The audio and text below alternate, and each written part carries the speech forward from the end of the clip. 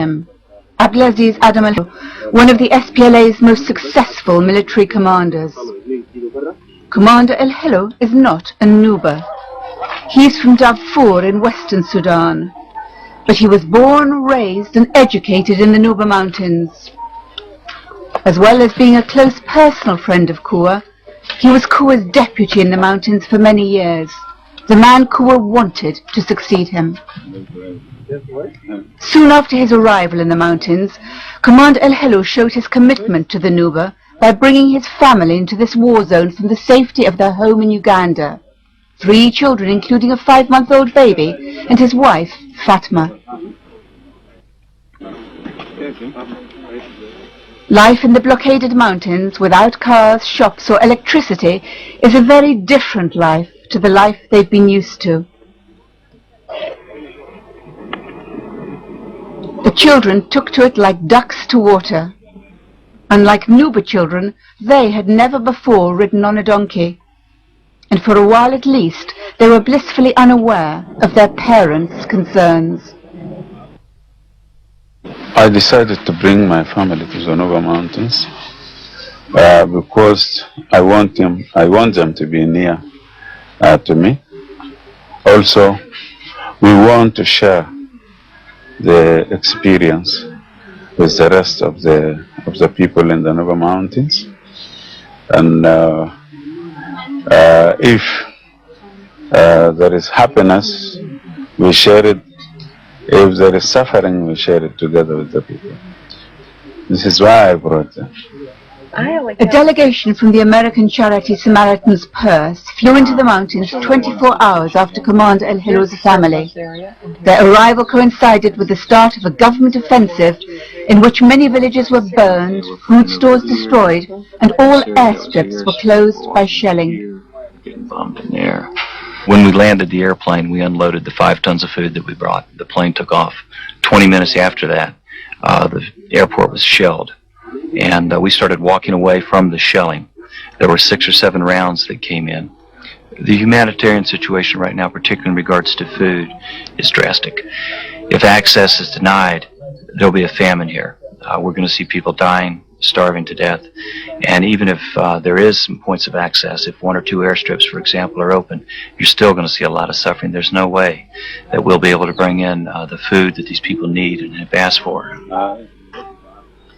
Hunger is not the only problem facing the people of the Nuba Mountains this year.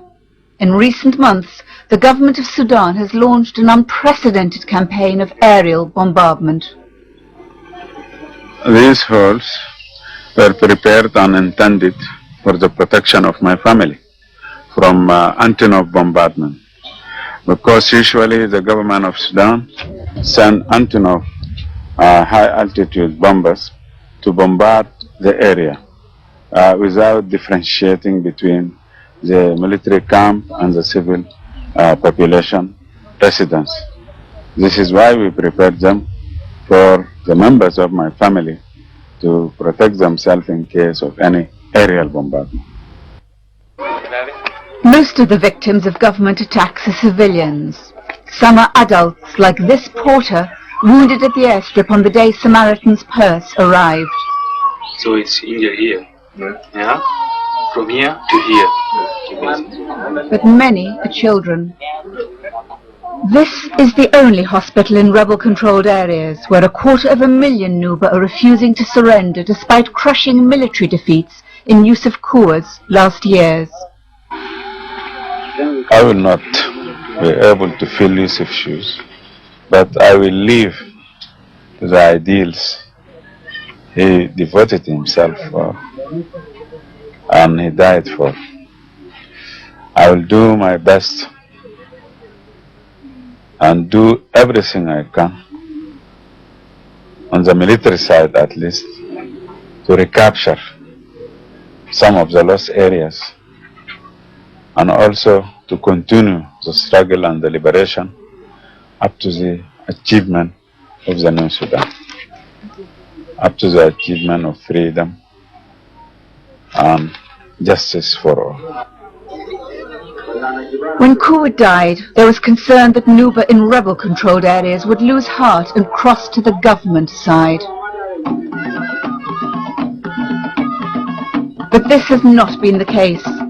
Morale in the mountains is high, and the new commander has already established himself as a man of the people, just like his predecessor. The government says these people are held by the SPLA as human shields. But the truth is that soldiers and civilians in rebel-controlled areas are happy and united in their determination to fight for the right to be Nuba, refusing ever again to be crushed underfoot.